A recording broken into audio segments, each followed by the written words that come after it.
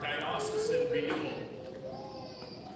And it represented for me, and I hope as well today for this celebration, that we see the priority of being a church of encounter and witness. For we witness today the cultural expression of our faith in the liturgy that comes to us from many of the countries of Africa. And I want to acknowledge the Nigerian community, the Sudanese community, also the Cameroonian community and the Sudanese. For it is these communities that have prepared and are allowing us to experience the richness of our faith, especially through their cultural expression. I also want to acknowledge the presence of the many priests who are here in our diocese serving, who have come as missionaries to continue to deploy and to also serve as priests in our diocese. Today we hear in the gospel somewhat of a mixed message.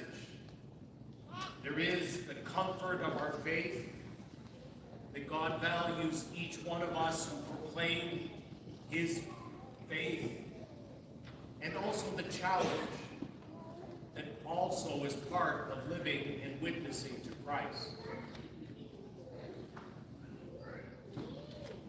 There is often reflected in the past a church that was very stable, one that enjoyed the support of society, of democracy. That was an age of Christendom. But now we are, as a church, in the age of a new apostolic mission. For when we rely simply on the structures of society to sustain our faith and Christian values, we sometimes can become complacent. And so it is important for us to hear the message of the scriptures today. For it is true that the church in its witness of faith to Christ is not necessarily accepted. And so we are being invited, as each era of the church, to return to our apostolic roots, to see that we are called to a new evangelization, to proclaim our faith in new and vibrant ways. And today, the impetus of that faith is found, I think, in such gatherings as part of our diocesan renewal. For renewal is to bring about a new vigor, a new conviction in the living and the witnessing of our faith by Christ through this celebration of the Eucharist. Jeremiah was given to a certain mission. We hear in that first reading how we hear of his confession of faith, how he sees his life as somewhat of a paradox, that the Word of God that has brought to his life a deep joy, a purpose, and a reason for living is also the cause of his own suffering, his own experience of persecution. For he is persecuted by his enemies for preaching the word of truth. The same word that gives him strength and courage and consolation is the very word of God that also brings him suffering and opposition. And yet we see in his witness and in those who also express that same prophetic mission, we see that he fulfills that in fidelity to God. He is criticized for speaking the truth, for calling people back to the relationship with God, the God who gives them life and brings them salvation. Today, the church is also criticized for speaking the truth. For the church must always proclaim the message of the dignity of the human person, the human freedom, the ability to celebrate our religious beliefs is something that God has bestowed upon us in our dignity, and why the Holy Father and all of the popes before him have taken up the challenge to proclaim that message of faith, especially in the social teaching of the church. Jeremiah's life reminds us in the words of the Psalm 69, "Zeal for my house has consumed me."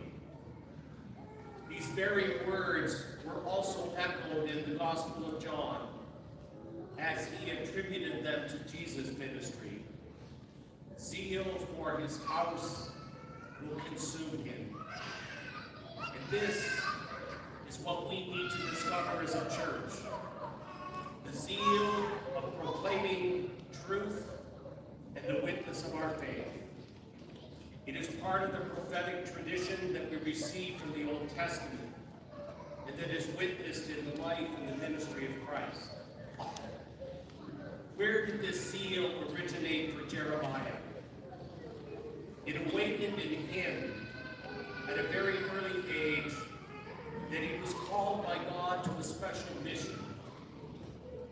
Pope Francis reminded us that as Christians, we receive that same calling in the gift of our baptism. He said that we receive a mission, that we are called to bear Christ to the world. And that is what we are called as Christians, to bear witness, to have the mission of introducing Christ to others. And when that faith and belief is part of our life and our sense of calling, we can draw strength from that in the face of persecution.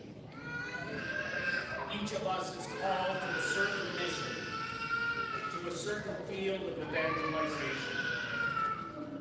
It begins first in the family, where parents take on the responsibility of witnessing to Christian values, of allowing the faith to permeate their lives and the relationships that they have with their children. It is found in the mission fields of where we work, in the people that we encounter each day, where they should see in us the commitment that we have, the joy that we have, and the desire to serve others. And it should provoke in them the question, where does this witness come from? Where does this gift of faith allow us to experience this joy that you have? It is also found in the witness and the mission fields of our schools and our universities. It's found in our hospitals and our healthcare. It is found in every place of society where the church's mission, its field of witness and prophetic mission, is found in every part of society. And we are called, as Jeremiah, to be that voice, that example that allows us to witness to Christ. The second source of his faith and his strength is in his humility.